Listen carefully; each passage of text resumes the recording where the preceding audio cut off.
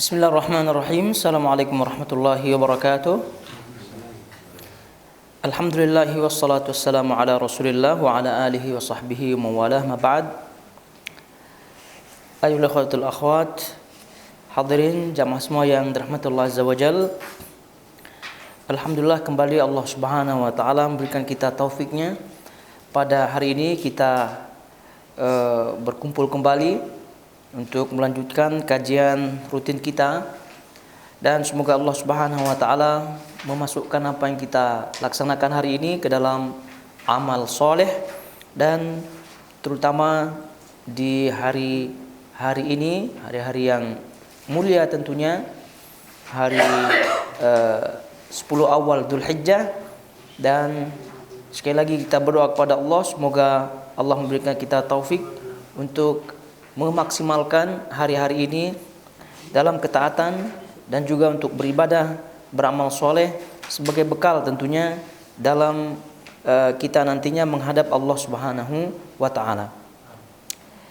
Taibal jamaah semua, al-ikhwah wal akhwat semuanya. Jadi kita lanjutkan bahasan kitab Sahih Muslim, tepatnya bahasan kitab Al-Fitan wa Asyrat As-Sa'ah. Dan kita sudah memasuki bab yang terkait dengan Dajjal, bab zikrud Dajjal wa sifatuhu wa ma ma'ahu, bab Dajjal, sifat-sifatnya dan pengikut-pengikutnya. Tapi ini tentu kita sudah melalui hadis-hadis yang diriwayatkan oleh Imam Muslim di sini. Kalau kita melihat beliau meriwayatkan sifat-sifat Dajjal yang ada di sini, yang beliau riwayatkan bahwa Dajjal itu buta mata sebelahnya, sebelah matanya buta mata, dan itu berlainan dengan Allah Subhanahu wa taala yang tidak buta. Lalu kemudian disebutkan di situ maktub baina ainaihi kafara, tertulis di antara dua matanya kafir, kafara, yang itu hanya bisa dibaca oleh orang-orang yang beriman. Kemudian juga Dajjal di situ disebutkan ma'ahu ma'an wa naran, fanaruhu ma'un baridun wa ma'uhu narun.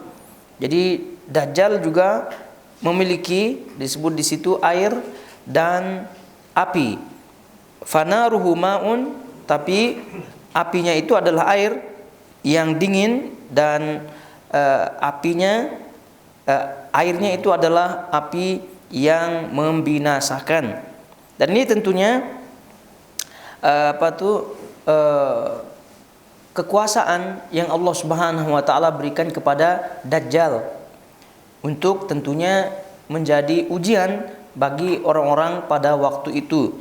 Dan tentunya ini salah satu di antara keajaiban-keajaiban yang diberikan Allah Subhanahu wa taala kepada Dajjal.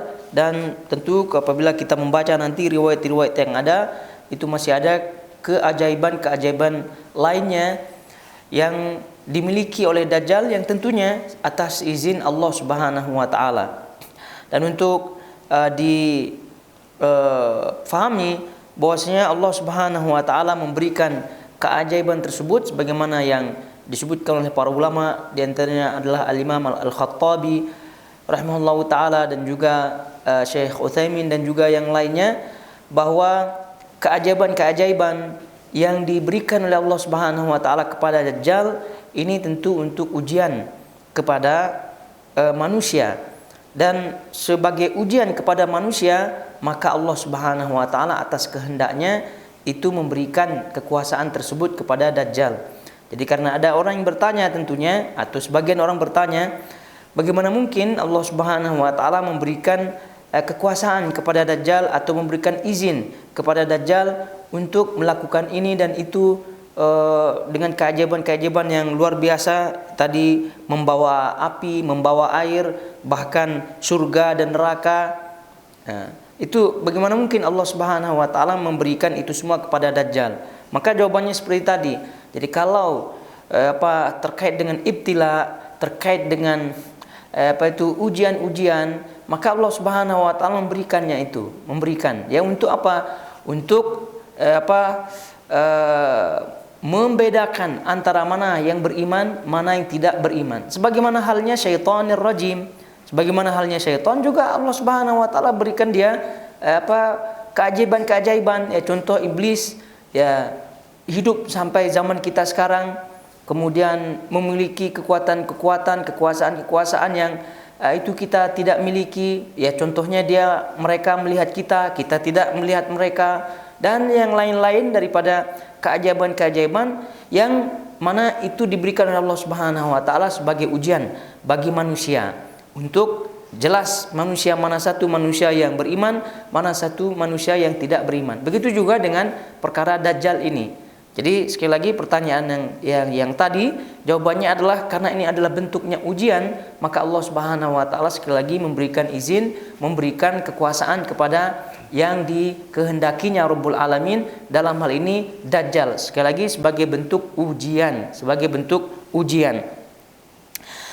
Jadi banyak kajian-kajian yang ada yang disebutkan oleh Nabi alaihi salatu wassalam.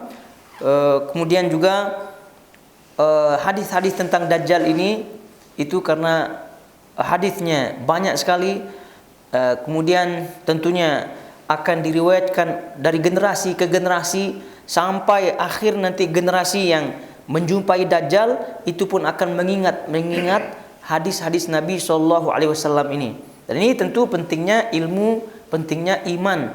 Ilmu dan iman ini adalah salah satu di antara wasilah, salah satu di antara sebab seorang itu selamat daripada fitnah-fitnah yang ada, baik fitnah kecil maupun fitnah besar. Karena nanti kita akan bacakan hadisnya bahwasanya orang yang dibunuh oleh Dajjal lalu kemudian dihidupkan kembali oleh Dajjal, ya karena di antara kekuasaan yang diberikan oleh Allah Subhanahu wa taala kepadanya, keajaiban yang diberikan oleh Allah Subhanahu wa taala kepada Dajjal ini adalah membunuh orang lalu kemudian menghidupkannya kembali. Menghidupkan orang lalu kemudian menghidupkan kembali. Dan di antara jawaban orang ini ketika diperintahkan oleh Dajjal adalah dia ingkar kepada Dajjal dan menyebutkan engkau adalah yang disebutkan dalam hadis Nabi SAW. Maknanya pernyataan orang ini, kamu adalah orang yang disebutkan dalam hadis Nabi SAW, berarti orang ini paham, orang ini berilmu, orang ini tahu hadis-hadisnya. Berarti dengan ilmu dia terselamat ya dengan atau dari fitnah-fitnah yang ada. Jadi belajar ilmu, kemudian menguatkan iman, Waalaikumsalam, kemudian menjalankan sebab-sebab keselamatan-keselamatan yang lain, maka ini sekali lagi adalah jalan keselamatan bagi manusia di dunia dan juga di akhirat. Taib. Selanjutnya ya tentu masih banyak lagi ya, sebagaimana tadi kita sebutkan keajaiban-keajaiban daripada Dajjal ini ya, untuk menguji sampai mana keimanan manusia. Tadi ada air, ada api, ada surga dan neraka. Tapi surga dan neraka ini bukan yang hakikat ya, tapi ini adalah yang digambarkan begitu, yang digambarkan di hadapan orang-orang tersebut bahwasanya itu adalah surga, bahwasanya itu adalah neraka. Karena tidak mungkin surga dan neraka itu di tangan seseorang. Mereka itu para ulama menyebutkan bahwasanya yang dimaksud dengan surga dan neraka ini adalah gambaran surga dan neraka yang di hadapan orang-orang itu sebagai ujian, Taib. Selanjutnya kita baca hadis yang panjang ya, ya karena ini masih di awal-awal kajian, di harapannya masih semangat ya. Jadi kita baca saja walaupun panjang. Taib. Kita baca dan diperhatikan di situ.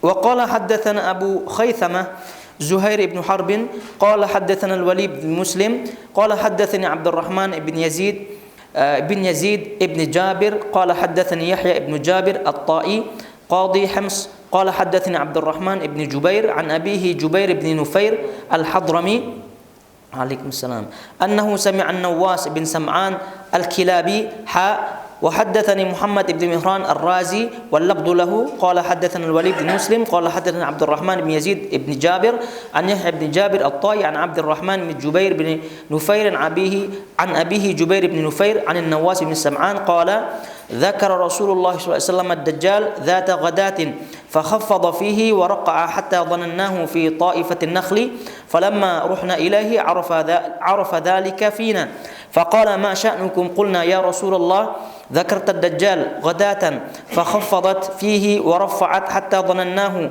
في طائفة النحل فقال غير الدجال أخوفني عليكم إن يخرج وأنا فيكم فأنا حجيجه دونكم وأن يخرج ولست فيكم فامرؤ حجيج نفسه والله خليفتي على كل مسلم إنه شاب قطط عينه طائفة كأني أشبه بعبد العزى ابن قطن فمن أدركه منكم فليقرأ عليه فواتح سورة الكهف إنه خارج خلة بين الشأم والعراق فعاث يمينا وعاث شمالا يا عباد الله فاثبتوا قلنا يا رسول الله وما لبثه في الأرض قال 40 يوما قالوا 40 يوما يوم كسنة ويوم كشهر ويوم كجمعة وسائر أيامه كأيامكم قلنا يا رسول الله فذلك اليوم الذي كسنة أتكفينا فيه صلاة يوم قال لا أقدروا له قدرة قلنا يا رسول الله وما إسراعه في الأرض قال كالغيث استدبرته الريح فيأتي على القوم فيدعوهم فيؤمنون به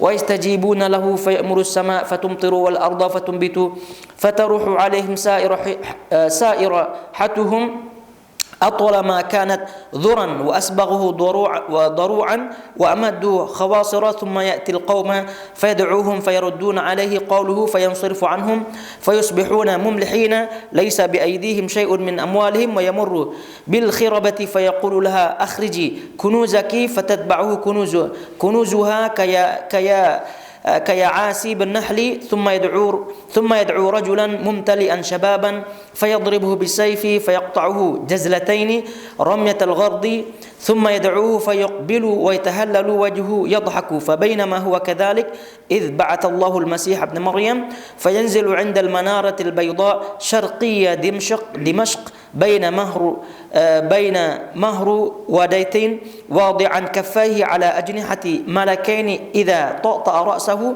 قطر وإذا رفعه تحدر منه جمان كاللؤلؤ فلا يحل لكافر يجد ريح نفسه إلا مات ونفسه ينتهي حيث ينتهي طرفه فيطلبه حتى يدركه بباب لد فيقتله ثم يأتي عيسى بن مريم قوم قد عصمه الله منهم فيمسح عن وجوههم ويحدثهم بدرجاتهم في الجنة فبينما هو كذلك إذ أوحى الله إلى عيسى إني قد أخرجت عبادا لي لا يداني لأحد بقتالهم فحرز عبادي إلى الطور ويبعث الله يأجوج ومأجوج وهم من كل حدب ينسلون فيمر أوابلهم على بحيرة طبرية فيشربون ما فيها ويمر آخرهم فيقولون لقد كان بهذه مرة ماء ويحصر نبي الله عيسى وأصحابه حتى يكون رأس الثور لأحدهم خيرا من 100 دينار لأحدكم اليوم فيرغب نبي الله عيسى وأصحابه فيرسل الله عليهم النغف في رقابهم فيصبحون فرس كموت نفس واحدة ثم يهبط نبي الله عيسى وأصحابه إلى الأرض فلا يجدون في الأرض موضع شبر إلا ملأه زهمهم وتتنهم فيرغب نبي الله عيسى وأصحابه إلى الله فيرسل الله طيرا كأعناق البخت فتحملهم فتطرحهم حيث شاء الله ثم يرسل الله مطرا لا يكن منه بيت مدر ولا وبر فيغسل الأرض حتى يتركها كالزلفة ثم يقال للأرض أنبتي ثمرتك وردي بركتك فيومئذ تأكل العصابة من رمانتي ويستظلون بقحفها ويبارك في الرسل حتى أن اللقحة من الإبل لتكفي الفئام من الناس واللقحة من البقر لتكفي القبيلة من الناس واللقحة من الغنم لتكفي القذف من الناس فبينما هم كذلك إذ بعث الله ريحا طيبة فتأخذهم تحت آباطهم فتقبض روح كل مؤمن وكل مسلم ويبقى شرار الناس يتهارجون فيها تهارج الحمر فعليهم تقوم الساعة قال حدثنا علي بن حجر السعدي قال حدثنا عبد الله بن الرحمن بن يزيد بن جابر والوليد بن مسلم قال ابن حجر دخل حديث أحدهما في حديث الآخر عن عبد الرحمن بن يزيد بن جابر بهذا الإسناد نحو ما ذكرنا وزاد بعد قوله لقد كان بهذه مرة ماء ثم يسيرون حتى ينتهون إلى جبل الخمر وهو جبل بيت المقدس فيقولون لقد قتلنا من في الأرض هلما فلنقتل من في السماء فيرمون بنشابهم إلى السماء فيرد الله عليهم نشابهم مخضوبة دما وفي رواية ابن حجر فإني قد أنزلت عبادا لي لا يدي لأحد بقتالهم. Tapi ini hadis panjang sekali ya. Dan ini hadis meriwayatkan bukan terkait dengan satu riwayat sebagaimana kita baca. Kalau jamaah melihat terjemahnya ada terkait dengan Dajjal, terkait dengan Nabi Isa alaihissalatu wassalam, terkait dengan Ya'juj Ma'juj, kemudian terkait dengan setelahnya, orang-orang setelah atau keadaan bumi pada waktu itu setelah Ya'juj dan Ma'juj, lalu kemudian ada angin yang mematikan setiap kaum muslimin dan setelah itu tentu tersisa manusia seburuk-buruk manusia, itulah manusia yang akan menjumpai kiamat tiba. Taib kita baca terjemahnya dan tadi sudah kita baca Arabnya. Sekarang kita lihat terjemahnya dan diperhatikan satu-satu ya. Taib ini hadisnya langsung kita sebut hadisnya hadis sahabat Nabi sallallahu alaihi wasallam, yaitu hadis Nabi sallallahu alaihi wasallam Nawas ibn Sam'an. Jadi hadis sahabat Nabi sallallahu alaihi wasallam An-Nawas ibn As-Sam'an. Di sini beliau berkata, pada suatu pagi Rasulullah sallallahu alaihi wasallam menyebut Dajjal. Beliau melirihkan suara dan mengeraskannya hingga kami mengiranya berada di sekelompok pohon kurma. Ya, maknanya lirih pelan suara beliau sallallahu alaihi wasallam ketika dalam riwayat ini menyebutkan Dajjal. Kami pergi meninggalkan Rasulullah sallallahu alaihi wasallam, lalu kami kembali lagi. Beliau mengetahui hal itu pada kami, lalu beliau bertanya, "Kenapa kalian?" Kami menjawab, "Wahai Rasulullah, Tuhan, yaitu Anda menyebut Dajjal pada suatu pagi. Anda, Tuhan, melirihkan dan mengeraskan suara hingga kami mengiranya ada di sekelompok pohon kurma." Beliau bersabda, "Selain Dajjal yang lebih aku khawatirkan pada kalian." Jadi maksudnya Dajjal yang paling dikhawatirkan oleh beliau sallallahu alaihi wasallam, dan dalam riwayat-riwayat sebelumnya bahwa para anbiya, para rasul sebelum beliau sallallahu alaihi wasallam pun memperingatkan masing-masing umatnya tentang Dajjal. Maknanya Dajjal ini adalah fitnah yang luar biasa, sampai-sampai para nabi, para rasul pun sangat-sangat mengkhawatirkan umatnya ketika nanti berhadapan dengan Dajjal. Kemudian kata beliau, bila ia muncul, yaitu bila Dajjal muncul dan aku berada di tengah-tengah kalian, aku akan mengalahkannya. Ini tentu apabila ada Rasulullah SAW dan pada waktu itu ada Dajjal, ya tentu Rasulullah SAW dengan seizin Allah itu bisa mengalahkan Dajjal. Namun ini kan kalau bahasanya kan kemungkinan, tapi ya tentu kalau kita melihat riwayat ya tentu tidak akan terjadi karena Rasulullah SAW memiliki ajal yang sudah dipastikan oleh Allah Subhanahu wa taala, dengan kata lain beliau meninggal dunia. Kata beliau kemudian, "Bukan kalian, dan bila ia muncul dan aku sudah tidak ada di tengah-tengah kalian, maka setiap orang adalah pembela dirinya." Maknanya masing-masing menyelamatkan diri apabila aku tidak ada, kemudian Dajjal muncul. Kemudian kata beliau, maka setiap orang adalah pembela dirinya sendiri dan Allah adalah penggantiku atas setiap muslim. Maknanya masing-masing kita itu tentu berharap keselamatan kepada Allah Subhanahu wa taala dengan menjalankan sebab-sebabnya. Kemudian ia adalah pemuda ikal, yaitu keriting, matanya menonjol mirip Abdul Uzza bin Qattan. Ya tentunya Abdul Uzza bin Qattan ya pada waktu itu ya secara fisik mirip dengannya, maksudnya matanya, tapi ya tidak tentunya beliau. Dan yang paling mirip sekali ya tentu yang pernah kita baca riwayatnya adalah Ibnu Abdullah bin Sayyad. Siapapun di antara kalian yang melihatnya hendaklah membaca permulaan surah Al-Kahfi. Ini salah satu apa itu sebabnya, terutama 1 sampai 10 daripada surah Al-Kahfi. Ya, tapi bagi kita ya kalau surah Al-Kahfi itu usahakan khatamkan saja. Tapi ini sebagai sebab saja. Bahwa apabila berhadapan dengan Dajjal, maka bacakan awal surah Al-Kahfi ini ya, karena pendek ya. Dan ini salah satu di antara protection bagi kita ketika Dajjal muncul. Jadi sekali lagi yang pernah kita ingatkan juga, jangan pernah terbetik dalam hati kita ketika kita baca riwayat-riwayat semacam ini, lalu kemudian ada dalam pikiran kita, masih lama lah Dajjal ini, begitu kan? Ini kan di akhir zaman, belum banyak peristiwa-peristiwa yang lain yang belum muncul sebelum Dajjal. Jadi ya ini dia tidak hiraukan lagi. Itu sekali lagi keliru. Itu keliru dan itu adalah talbis iblis. Bahwa ini adalah sebab untuk selamat daripada Dajjal, ya. Tapi ketahuilah bahwa ketika kita menta'zim hadis Nabi SAW, lalu kemudian kita mengamalkan hadis Nabi SAW, lalu kemudian kita memperhatikan dan terus mengkhawatirkan sebagaimana kekhawatiran Nabi SAW, maka dengan itu Allah Subhanahu wa taala akan selamatkan kita dari fitnah-fitnah yang ada di hadapan kita. Karena yang pernah kita sebutkan bahwa fitnah yang ada tidak hanya Dajjal saja.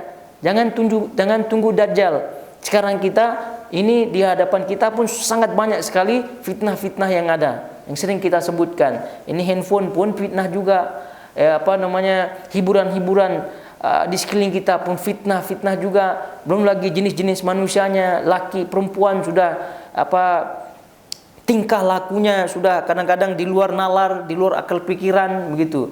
Beraninya mengumbar aurat hawa nafsu dan seterusnya. Itu semua di zaman dahulu kala itu jarang kita temukan dan bahkan mungkin tidak ada.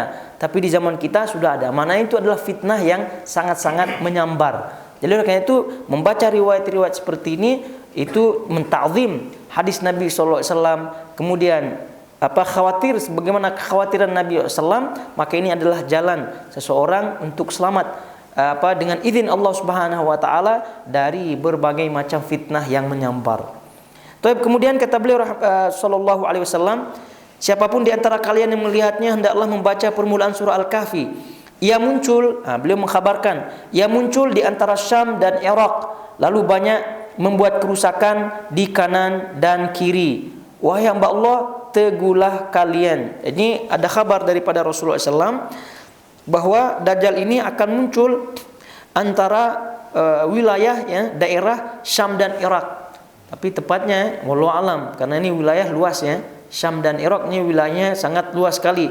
Dan tentunya setelah itu banyak pengikut-pengikutnya, dan nanti akan disebutkan di riwayat-riwayat yang ada banyak pengikutnya.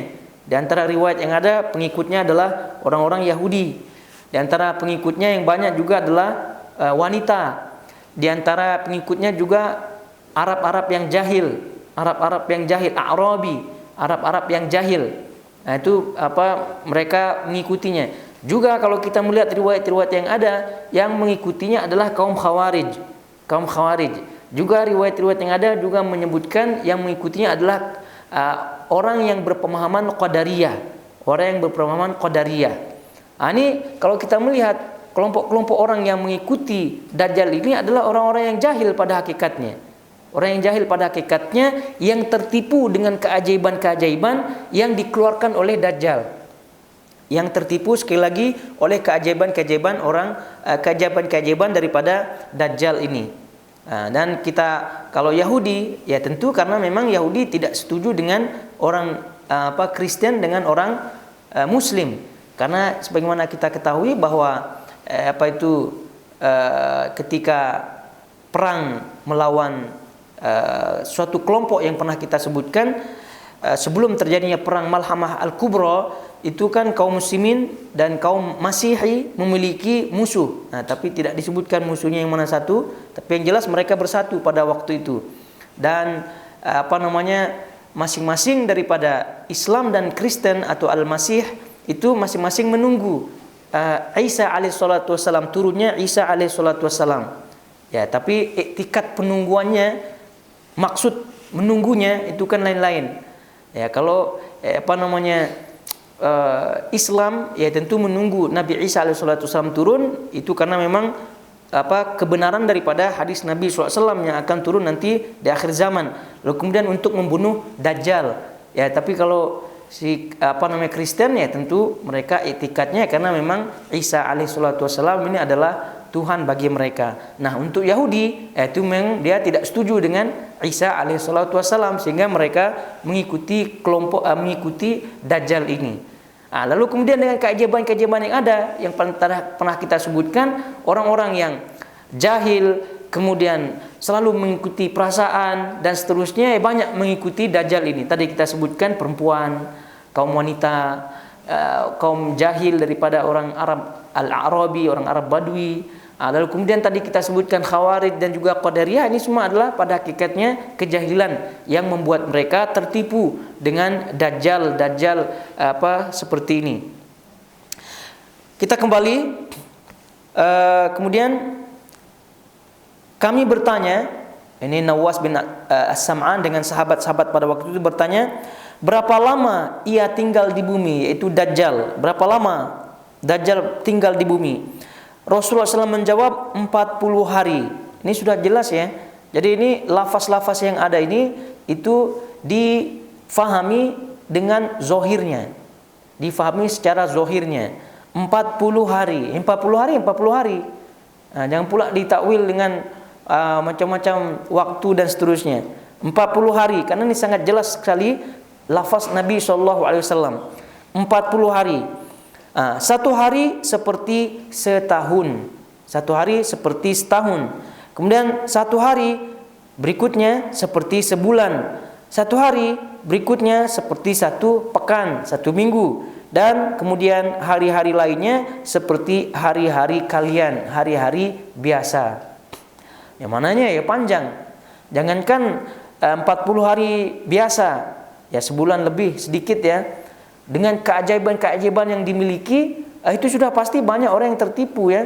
Kemudian dengan keajaiban yang diberikan oleh Allah Subhanahu wa taala, pergerakannya itu cepat dan disebutkan nanti di situ, pergerakan Dajjal ini sangat cepat. Kalau 40 hari secara normal saja, kalau normal itu pun akan banyak memakan korban-korban. Apalagi lah ini satu hari, yang pertama 1 tahun. Satu hari berikutnya 1 bulan, satu hari berikutnya 1 minggu. Itu sudah dengan keajaiban-keajaiban, dengan kekuasaan-kekuasaan yang diizinkan oleh Allah Subhanahu wa taala diberikan kepadanya, ya sudah pasti banyak korban-korbannya. Dan ini maknanya fitnahnya itu sangat-sangat dahsyat sekali, sehingga sangat-sangat wajar kalau para anbiya, para rasul itu sangat mengkhawatirkan umatnya. Taib, kami bertanya, kata para sahabat kepada Rasulullah SAW, wahai Rasulullah, bagaimana menurut anda, bagaimana menurut Tuhan tentang satu hari yang seperti 1 tahun? Cukupkah bagi kami solat sehari? Rasulullah SAW menjawab, tidak, tapi perkirakanlah ukurannya. Ini perkirakanlah ukurannya ya sebagaimana solat-solat kita, sebagaimana solat-solat kita. Dan ini tentu kita jangan banyak berpikir panjang juga ya. Karena ini wallahu ta'ala alam, bagaimana lah bentuk hakikatnya nanti sehari tapi panjangnya 1 tahun. Itu sangat-sangat luar biasa lah. Kemudian selanjutnya Rasulullah SAW menjawab, Rasulullah SAW di sini, ini kami bertanya ya. Rasulullah SAW, kita ulangi di sini. Kami bertanya, wahai Rasulullah SAW, bagaimana menurut Tuhan tentang satu hari yang seperti 1 tahun? Cukupkah bagi kami solat sehari? Rasulullah SAW menjawab, tidak, tapi perkirakanlah ukurannya. Kami bertanya lagi, kata Nawas bin Sam'an, wahai Rasulullah, bagaimana kecepatannya di bumi? Maksudnya kecepatan pergerakan daripada Dajjal ini. Bagaimana kecepatannya? Jadi sekali lagi, pertanyaan-pertanyaan seperti ini ditanyakan oleh sahabat-sahabat Nabi SAW karena memang masuk akal ya. Oleh karena itu, kalau yang tidak ditanyakan oleh sahabat-sahabat Nabi SAW, maknanya kita pun tidak perlu mengotak-atiknya. Dan ini menunjukkan bahwasanya sahabat Nabi SAW adalah manusia yang paling berakal, manusia yang paling logik, manusia sekali lagi yang paling logik. Jadi kita ingatkan kembali kepada nas-nas terkait al-ghaibiyat, sifat-sifat Allah Subhanahu wa taala, kaifiyahnya dan seterusnya. Itu tidak ditanyakan oleh sahabat Nabi SAW kepada Rasulullah SAW. Maknanya kita tinggal iman saja. Kita tinggal iman saja. Nah, ini para sahabat bertanya, bagaimana kecepatannya di bumi? Maksudnya kecepatan pergerakan Dajjal di bumi. Ini kalau kita mungkin tidak bertanya ini. Betul tidak? Kecepatan, ya cukup kalau tadi ya masuk akal lah pertanyaannya tadi kan. Satu hari itu ibarat 1 tahun. Kemudian 1 hari ibarat 1 bulan. Ya masuk akal kalau bertanya bagaimana sholat kita gitu kan. Itu masuk akal. Tapi kalau bertanya bagaimana kecepatan pergerakannya, itu untuk kita tidak sampailah bertanya seperti itu, betul tidak? Tapi maknanya sahabat Nabi SAW bertanya itu mereka sangat-sangat logik ya dalam bertanya. Sehingga apa yang ditanyakan oleh sahabat Nabi SAW itu yang kita pakai. Apa yang tidak ditanyakan berarti ya udah kita diam saja di situ, kita beriman di situ. Maknanya memang sudah mafhum, sudah wadih, sudah jelas di situ. Bagaimana kecepatannya di bumi di sini disebut oleh Nabi SAW. Dijawab, Rasulullah SAW menjawab seperti hujan yang diakhiri angin. Ini maksudnya kal ghaith. Jadi kalau kita melihat lafaznya di sini kal ghaith istadbarathu ar-rih, seperti hujan yang giring oleh angin, yang ditolak oleh angin. Tapi kata para ulama di sini al-ghaith, hujan di sini maksudnya adalah penyebutan musabbab. Maksudnya disebut di situ adalah sebabnya. Jadi sebabnya itu yang dimaksud di sini. Karena kalau secara bahasa ya air hujan lalu kemudian ditiup angin itu masih pergerakannya tidak cepat ya.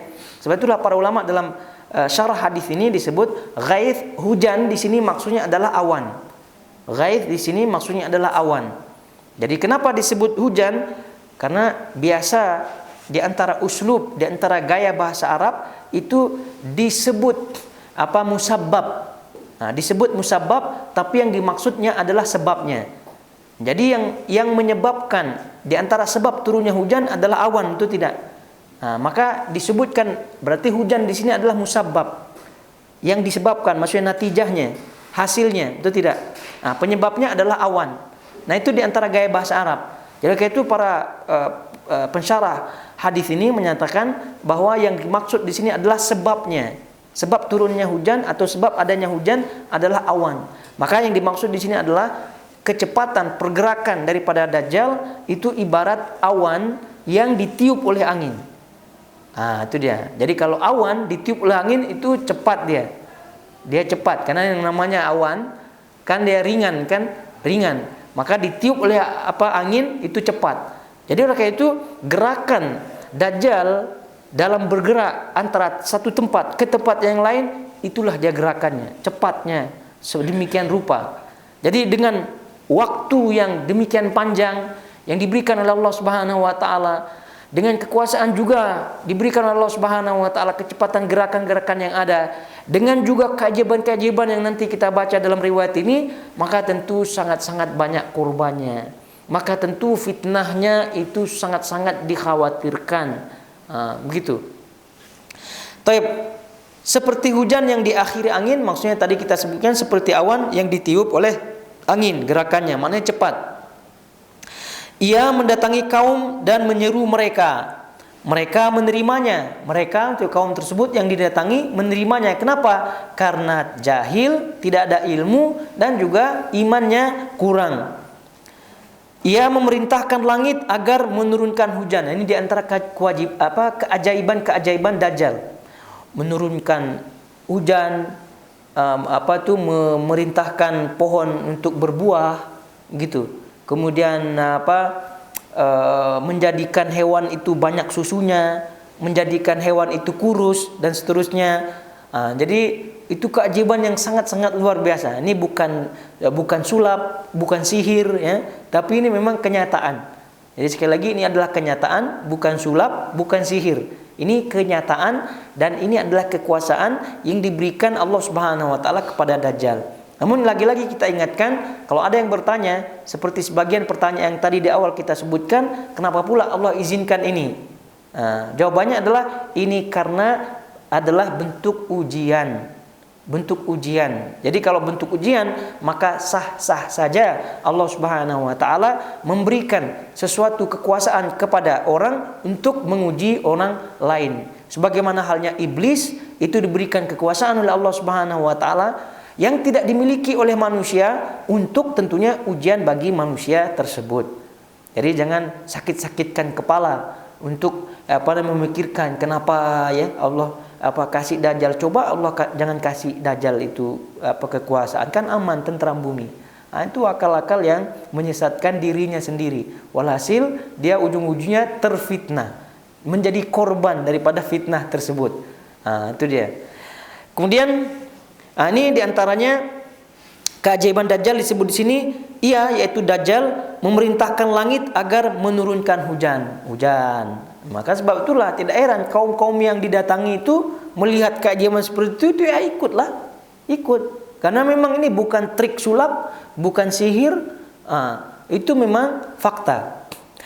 Lalu langit lalu menurunkan hujan. Langit kemudian setelah diperintahkan oleh Dajjal turun pula hujannya.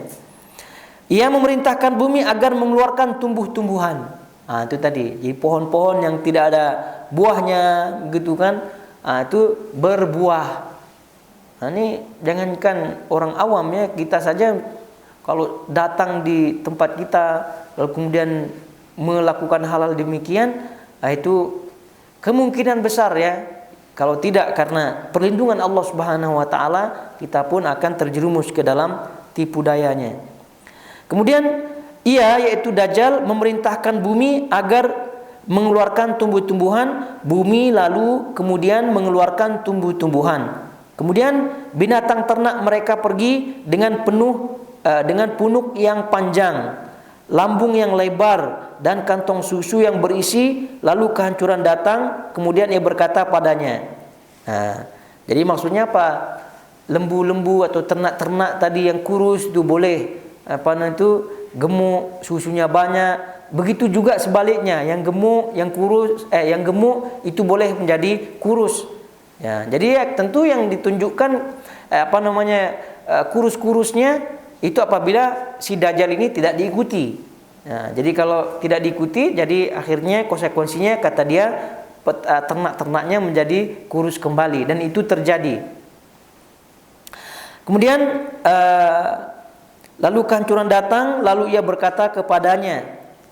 Maksud Dajjal berkata kepadanya, keluarkan harta simpananmu. Kemudian harta simpanannya mengikutinya seperti lebah-lebah jantan. Jadi ini juga bagian daripada keajaiban yang dimiliki oleh Dajjal, itu boleh mengeluarkan isi bumi, boleh mengeluarkan kunuz, yaitu apa-apa isi bumi dari emas dan seterusnya, itu banyak, itu bisa dia keluarkan. Jadi ini keajaiban yang luar biasa, menurunkan hujan tadi kita sebutkan, menumbuhkan tumbuhan, menyuruh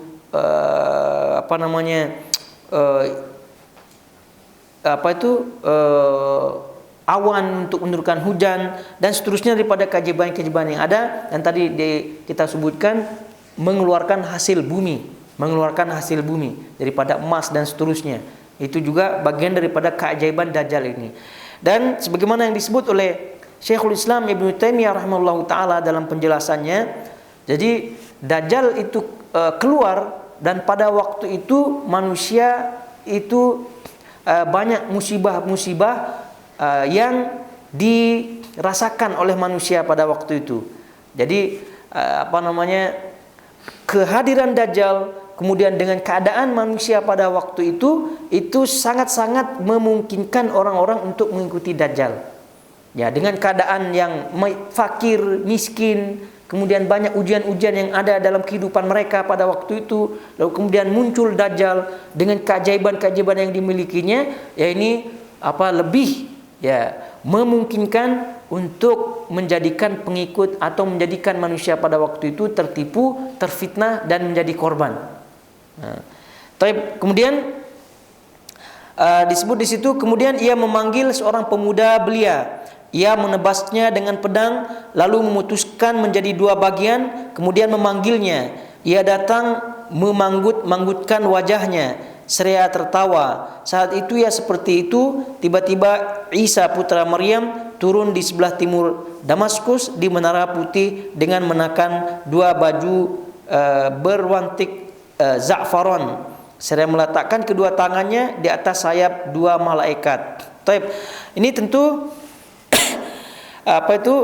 riwayat singkat saja terkait dengan orang yang terkait pemuda yang dibunuh oleh Dajjal ini. Kalau tidak, di situ ada riwayat-riwayat yang lain yang panjang yang menceritakan tentang peristiwa pembunuhan daripada orang ini, pemuda ini yang sebelumnya dibunuh, kemudian dibelah 2, lalu kemudian dihidupkan kembali, dan setelah dihidupkan lalu kemudian orang ini tidak bisa lagi dibunuh oleh Dajjal, tidak bisa lagi dibunuh oleh Dajjal.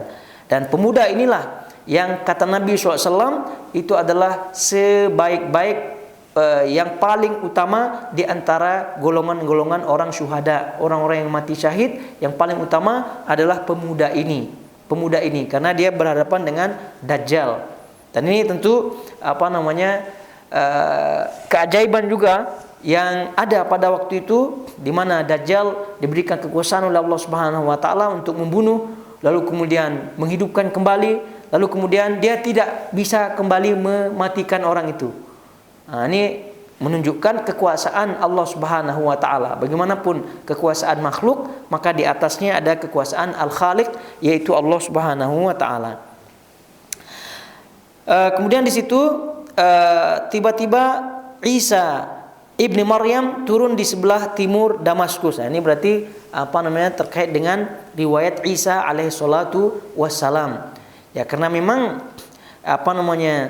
turunnya Isa alaihi salatu wassalam itu tentu berbarengan dengan kemunculan Dajjal. Dajjal sebelumnya, kemudian turun Isa alaihi salatu wassalam. Dan Dajjal tadi disebutkan yang membuat kerusakan di muka bumi. Kemudian setelah itu turun Nabi Isa alaihissalatu wassalam, disebutkan dalam riwayat ini di sebelah timur Damaskus, yang ada di Syria tentunya, di Menara Putih dengan mengenakan 2 baju berwarnakan za'faron, seraya meletakkan kedua tangannya di atas sayap 2 malaikat. Nah, ini tentu turunnya itu diapit oleh 2 malaikat. Ya, tapi jangan pula sakit-sakitkan kepala membayangkan ini ya. Jangan pula ya. Jadi ini iman saja secara umum bahwa ini terjadi dan ini ada kekuasaan Allah Subhanahu wa taala. Adapun membayang-bayangkannya begitu kan, Nabi Isa begitu turun, kemudian itu kebanyakan menonton film gitu ya, menonton film-film action atau film-film khayal. Itu dia, itu kebanyakannya. Jadi sekali lagi poinnya di sini adalah kita beriman. Bagaimana cara hakikatnya itu wallahu taala alam. Padahal ini makhluk dengan makhluk, kita pun tak tahu bagaimana turunnya. Memang dia meletakkan kedua tangannya di sayap malaikat, tapi bentuk malaikatnya bagaimana dan seterusnya, itu wallahu taala alam. Dan itu bukan menjadi tugas kita untuk hayal-hayalkan, bukan menjadi tugas kita untuk memikirkannya. Yang jadi tugas kita adalah mengimaninya, bahwasanya kejadian yang disebutkan oleh Nabi SAW ini pasti terjadi. Kemudian disebutkan di sini, bila ia menundukkan kepala, air menetes, dan bila ia mengangkat kepala, keringat bercucuran seperti mutiara. Ini juga keajaiban kepada Nabi Isa alaihissalam yang diberikan oleh Allah Subhanahu wa taala. Ini keajaiban-keajaiban ini bagi Allah sangat mudah. Sebagaimana halnya kita diberikan izin oleh Allah Subhanahu wa taala meminum air, dan itu sangat mudah bagi kita. Begitu juga hal-hal seperti ini sangat-sangat mudah bagi Allah Subhanahu wa taala. Cuma kadang otak kita tak sampai ke situ. Jadi kalau dia menundukkan kepala, bila ia menundukkan, maksudnya Nabi Isa menundukkan kepala, air menetes. Dan bila ia mengangkat kepala, keringat bercucuran seperti mutiara. Maksudnya keringatnya besar-besar. Kemudian disebut di sini, tidaklah orang kafir mencium bau dirinya kecuali mati, dan bau nafasnya sejauh matanya memandang. Nah, ini kita yakini juga, ini hadisnya riwayat Imam Muslim.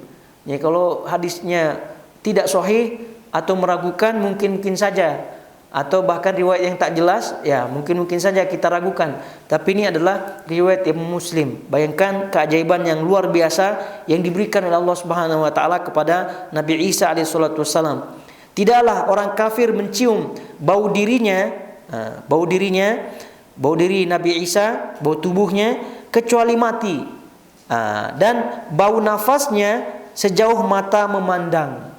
Sejauh mata memandang. Jadi kalau ada orang kafir di situ dan mencium bau nafasnya saja, itu sudah menyebabkan kematian bagi orang kafir tersebut. Nah, ini luar biasa. Ini luar biasa. Jadi ini kita imani keajaiban-keajaiban seperti ini. Kemudian Isa alaihissalatu wassalam mencari Dajjal hingga menemuinya di pintu Lud. Lalu membunuhnya.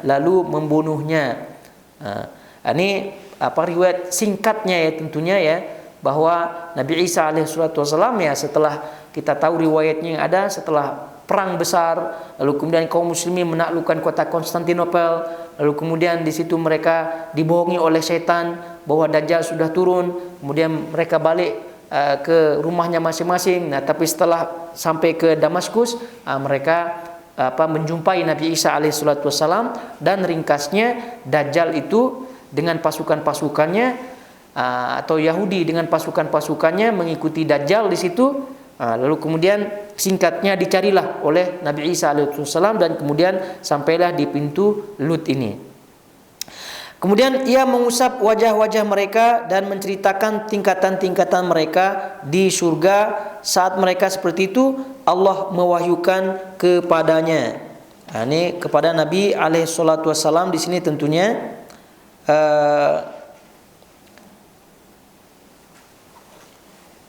kepada Allah Subhanahu wa taala di sini disebut Allah mewahyukan kepadanya, sesungguhnya aku telah mengeluarkan hamba-hambaku, tidak ada yang bisa memerangi mereka.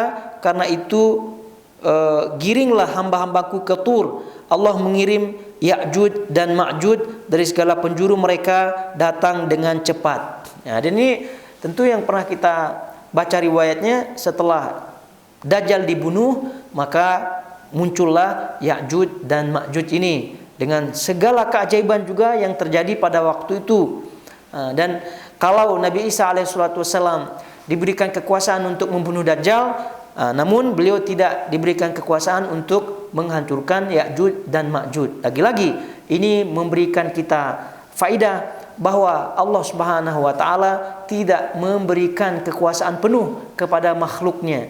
Mesti makhluknya itu ada kekurangan-kekurangannya. Mesti makhluknya itu ada hal yang tak mampu dibuatnya.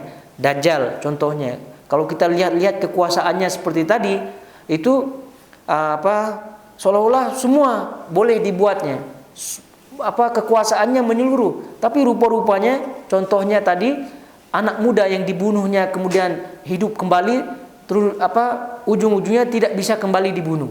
Itu maknanya ada kekurangannya, menunjukkan bahwasanya dia adalah makhluk. Begitu juga dengan Nabi Isa alaihissalatu wassalam, bahwa tadi baunya saja membunuh orang kafir begitu, tapi rupa-rupanya Allah Subhanahu wa taala kalau tidak izinkan maka tidak terjadi ya. Contohnya beliau tidak diizinkan untuk mampu mengalahkan Ya'juj dan Ma'juj ini. Kemudian lalu yang terdepan melintasi danau Tobari di sini dan minum, kemudian yang belakang melintasi. Mereka berkata, tadi di sini ada airnya. Nah, ini menggambarkan gambaran keajaiban daripada Ya'juj dan Ma'juj itu, di mana mereka kalau melintasi suatu kawasan itu diminum air daripada kawasan itu habis airnya, kering danaunya, kering sungainya. Ini menunjukkan bahwasanya banyaknya manusia Ya'juj dan Ma'juj ini, dan ukurannya orang yang melintasinya sebelum dilintasi tadi ada, setelah dilintasi lagi sudah habis airnya. Ya kenapa? Ya karena diminum habis oleh Ya'juj dan Ma'juj ini. Dan ini sekali lagi menggambarkan bagaimana dahsyat dan banyaknya Ya'juj dan Ma'juj ini. Sehingga tidak heran kalau Nabi Isa alaihissalam memilih mundur saja, memilih menyelamatkan diri saja daripada mencoba melawannya, karena memang pada ujungnya tidak diberikan izin oleh Allah Subhanahu wa taala. Kemudian Nabi Allah Isa dan para sahabatnya dikepung hingga kepala kerbau milik salah seorang dari mereka lebih baik daripada 100 dinar milik salah seorang dari kalian. Maknanya apa? Maknanya pada waktu pengepungan tersebut memang makanan sudah tidak ada lagi. Makanan sudah tidak ada lagi, ya digambarkan hingga kepala kerbau milik salah seorang dari mereka lebih baik daripada 100 dinar milik salah seorang daripada kalian saat ini. Ya, karena memang bahan-bahan makanan itu tentu lebih lebih berharga pada waktu itu. Lalu Nabi Allah Isa dan para sahabatnya menginginkan Allah mengirimkan cacing dari leher mereka, lalu mereka mati seperti matinya satu jiwa. Lalu Isa dan para sahabatnya datang, tidak ada satu sejengkal tempat pun melainkan telah dipenuhi oleh bangkai dan bau busuk darah mereka. Lalu Isa dan para sahabatnya berdoa kepada Allah mengirimkan burung-burung seperti leher unta. Burung itu membawa mereka dan melemparkan mereka seperti yang dikehendaki Allah. Lalu Allah mengirim hujan kepada mereka. Tidak ada rumah dari bulu atau rumah dari tanah yang menghalangi turunnya hujan. Hujan itu membasahi bumi hingga dan meninggalkan genangan-genangan di mana-mana. Allah memberkahi kesuburan hingga sekelompok manusia cukup dengan unta perahan. Maknanya Allah Subhanahu wa taala dengan kekuasaannya itu menghancurkan Ya'juj dan Ma'juj sebagaimana yang disebutkan tadi dalam riwayat. Sehingga setelah Ya'juj dan Ma'juj tadi, maka manusia setelahnya hidup dalam kesejahteraan, hidup dalam limpahan rahmat, limpahan nikmat yang luar biasa. Nah, ini semua adalah hadisnya dengan ringkas, namun ya cukup menggambarkan ya keadaan pada waktu itu di mana Ya'juj dan Ma'juj sangat-sangat luar biasa. Kemudian tidak ada manusia yang mampu mengalahkannya, namun dengan caranya Allah Subhanahu wa taala menghancurkan Ya'juj dan Ma'juj itu. Dengan caranya sekali lagi Allah Subhanahu wa taala. Sehingga ini juga berfaedah kepada kita bahwa selemah-lemahnya kita, kalau kita bertopang kepada Allah Subhanahu wa taala dan mengikuti perintah-perintahnya, maka yakinlah musuh-musuh Allah itu pasti akan dikalahkan olehnya Rabbul Alamin dengan caranya sendiri. Dengan syarat kita menjalankan perintah Allah Subhanahu wa taala. Jangan mengandalkan kita punya otak, jangan mengandalkan kita punya strategi, cara-cara yang kemudian melanggar perintah-perintah Allah Subhanahu wa taala. Betapa banyak orang-orang yang tergesa-gesa ya dalam hal ingin mendapatkan kemenangan dari musuhnya, namun karena dia melanggar perintah-perintah Allah Subhanahu wa taala akhirnya justru kebalikannya, musuhnya itu yang menang terhadap kaum muslimin. Dan itu yang disebutkan oleh para ulama salaf, bahwa ketika orang itu sejauh mana ketaatan kepada Allah Subhanahu wa taala, maka sejauh itu kemenangan ada pada mereka. Jadi manakala ketaatan itu jauh daripada mereka, maka kemenangan itu pun jauh daripada mereka. Dan buktinya ini Nabi Isa alaihissalatu wassalam. Buktinya Isa alaihissalatu wassalam dikepung, kemudian tak mampu mengalahkan Ya'juj dan Ma'juj. Namun taat terus kepada Allah Subhanahu wa taala, akhirnya Allah Subhanahu wa taala pun mengalahkan dengan caranya sendiri Ya'juj dan Ma'juj ini. Dan juga bukti-bukti sebelum-sebelumnya banyak. Nabi alaihissalatu wassalam dikepung dalam perang Ahzab. Itu kalau secara hitung-hitungan mana mungkin Nabi sallallahu alaihi wasallam mengalahkannya. Namun Allah mengirimkan angin pada waktu itu, angin yang memporak-porandakan mereka punya kemah, memporak-porandakan mereka punya binatang-binatang yang mereka bawa. Akhirnya mereka pun lari sendiri. Dan itulah cara Allah Subhanahu wa taala untuk mengalahkan. Jadi cara Allah Subhanahu wa taala itu dengan kekuasaan Allah sendiri yang tidak masuk akal kepada manusia. Maka sekali lagi poinnya adalah taat, istiqomah di atas jalan Allah Subhanahu wa taala, maka pasti ada jalan keluar, maka pasti akan datang kemenangan. Ya, contoh sekarang yang kita terjadi lihat di Palestina sekarang, yang kita lihat di Gaza sekarang. Ya, kita tanya kepada diri kita sendiri. Kita mau jujur-jujur ya, tanya kepada diri sendiri. Ya, jangan mencari kambing hitam, tapi carilah kambing hitam pada diri kita sendiri, muhasabah diri kita sendiri. Sejauh mana kaum muslimin sekarang berpegang teguh kepada sunnah-sunnah Nabi SAW. Sejauh mana mereka mengamalkan sunnah Nabi SAW. Ya, kalau kita jujur-jujur ya, mari kita jujur-jujur. Kalau kita lihat, jangankan diri kita, di negeri kita, di negeri konflik tersebut, itu pun kalau kita melihat itu masih pelanggaran-pelanggaran syariat masih ada. Kalau kita mau jujur-jujur ya, ini masih banyak pelanggaran-pelanggaran syariat di situ. Masih banyak wanita-wanita yang mengumbar auratnya. Kemudian dari segi akidah pun masih banyak yang keliru.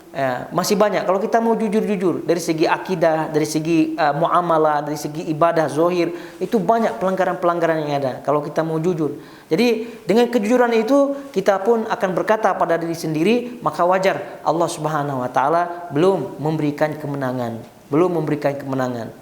Ini marilah kita jujur pada diri kita. Dengan kejujuran itu harapannya kita tegak kaki kita di atas istiqomah, di atas ketaatan kepada Allah Subhanahu wa taala, maka baru itu Allah memberikan kita kemenangan. Kalau kita tidak mau jujur pada diri kita, lalu kemudian akibatnya jauh daripada taat kepada Allah Subhanahu wa taala, ya tentu mustahil lah Allah memberikan kemenangan. Tapi yakinlah di kemudian hari ini sesuai dengan riwayat-riwayat yang ada, ini pasti Allah Subhanahu wa taala akan memberikan kemenangan-kemenangan sesuai dengan jalur-jalurnya ini. Namun bagi kita pribadi-pribadi dan juga keluarga kita tentunya, itu bagi kita tadi kita sebutkan, hendaknya mari kita selamatkan diri dan keluarga kita masing-masing. Taib, itu setelah Ya'juj dan Ma'juj ringkasnya ya. Ringkasnya di situ Allah memberkahi kesuburannya hingga sekelompok manusia cukup dengan unta perahan, satu kabilah cukup dengan sapi perahan, dan beberapa kerabat mencukupkan diri dengan kambing perahan. Ya, cukup satu saja, dah itu sangat cukup sekali. Berkah, itulah namanya berkah. Kebaikan yang banyak. Karena Allah Subhanahu wa taala kalau dah memberikan berkah, maka itu tidak ada yang mengalahkannya. Justru malah kalau Allah tidak memberikan berkah, sebanyak apapun secara zahir yang dimiliki oleh orang, tapi tidak diberkahi oleh Allah Subhanahu wa taala, maka pasti dan pasti ada kekurangan-kurangannya. Pasti dan pasti orang itu tak merasa cukup. Pasti dan pasti ada saja cara Allah Subhanahu wa taala untuk mengambil sedikit demi sedikit daripada harta-harta tersebut. Jadi yang dikejar adalah berkahnya, bukan dikejar adalah kuantitasnya, jumlahnya, tidak. Tapi yang dikejar adalah berkahnya. Sebab itulah harta yang sedikit tapi berkah, kehidupan yang sederhana tapi berkah, itu jauh lebih baik, lebih utama daripada harta yang banyak namun tidak ada berkahnya. Tapi di sini sampai disebut ya satu kabilah ya. Bayangkan satu kabilah berarti banyak ya. Cukup dengan sapi perahan dan beberapa kerabat mencukupkan diri dengan kambing perahan. Saat mereka seperti itu, tiba-tiba Allah mengirim angin sepoi-sepoi lalu mencabut nyawa setiap orang mukmin dan muslim di bawah ketiak mereka. Ini tentu riwayat yang ringkas namun cukup menyeluruh akan gambaran yang akan terjadi nanti menjelang hari kiamat. Dajjal, Nabi Isa, Ya'juj dan Ma'juj, bagaimana kehancurannya, lalu kemudian terjadi kesejahteraan di muka bumi, lalu kemudian Allah mengutus angin untuk mematikan setiap jiwa yang beriman kepada Allah Subhanahu wa taala. Kemudian di sini disebut dan orang-orang yang tersisa adalah manusia-manusia yang paling buruk, syirarun nas.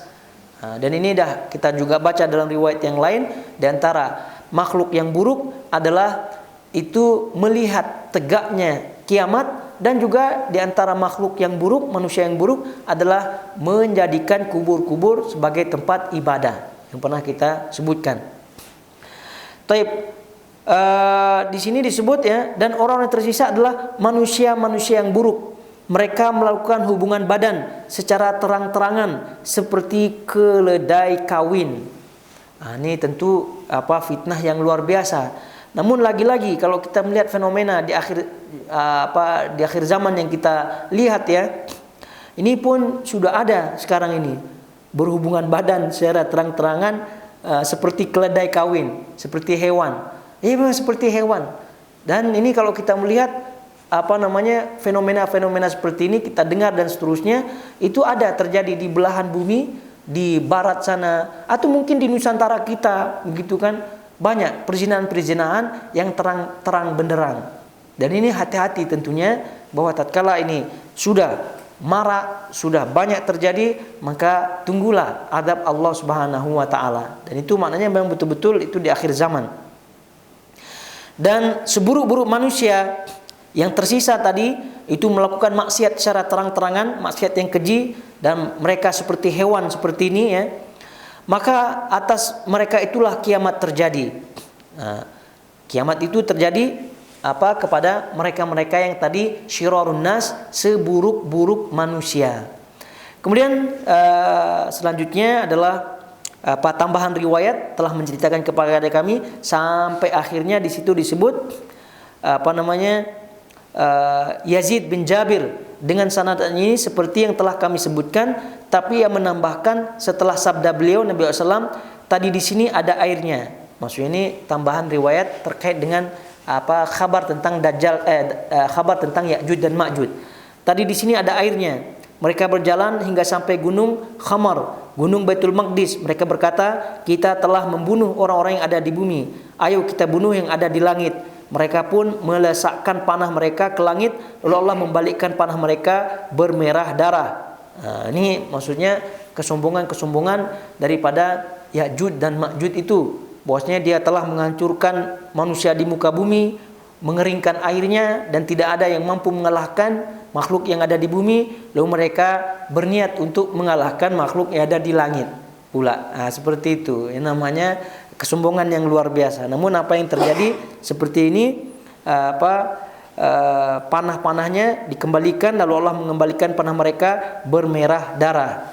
Disebutkan dalam riwayat Ibnu Hujur, sesungguhnya aku telah menurunkan hamba-hambaku, tidak ada seorang pun yang bisa memerangi mereka. Maknanya Ya'juj dan Ma'juj tersebut. Namun ujung-ujungnya itu dimusnahkan oleh Allah Subhanahu wa taala dengan caranya sendiri Allah Subhanahu wa taala. Lalu kemudian tadi riwayatnya setelah itu makmurlah bumi dengan kemakmuran yang luar biasa, diberkati oleh Allah Subhanahu wa taala.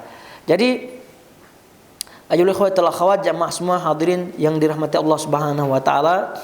Jadi sungguh pun tadi riwayat-riwayat ini mungkin dalam secara zahirnya masih jauh ya dari apa yang kita akan jumpai, tapi wallahu taala alam. Namun poinnya adalah bagaimana fitnah-fitnah yang ada itu sangat-sangat menyambar, merajalela, maka kita tidak ada jalan lain kecuali kembali kepada Allah Subhanahu wa taala. Tidak ada jalan lain kecuali hanya berlindung kepada Allah Subhanahu wa taala dengan mengambil perlindungan yang sudah disebutkan. Dengan tadi kita sebutkan berilmu, beriman, dengan menjauhi sebab-sebab fitnah yang ada. Taib hadirin semuanya, al-ikhwah wal akhwat, kiranya kita cukupkan sampai di sini karena memang hadisnya cukup panjang sekali, dan gambaran tentang apa yang terjadi ini mesti kita imani, dan ini pasti akan terjadi. Jadi sekali lagi, ini pasti akan terjadi dengan segala keajaiban-keajaiban yang ada. Dengan segala, sekali lagi, keajaiban yang ada, baik keajaiban dari Dajjal, keajaiban dari Nabi Isa, keajaiban dari Ya'juj dan Ma'juj, keajaiban yang terjadi setelahnya, itu semua adalah sangat-sangat ringan, sangat-sangat mudah bagi Allah Subhanahu wa taala. Namun sikap kita adalah beriman dengan segala apa yang disebutkan oleh Nabi SAW dalam hadisnya ini, dan jangan melelahkan otak, jangan melelahkan fikiran untuk berfikir sehingga kalau masuk akal dia yakin, kalau tidak masuk akal dia tidak yakini. Itu juga sekali lagi bermasalah, dan itu adalah talbis daripada iblis itu sendiri.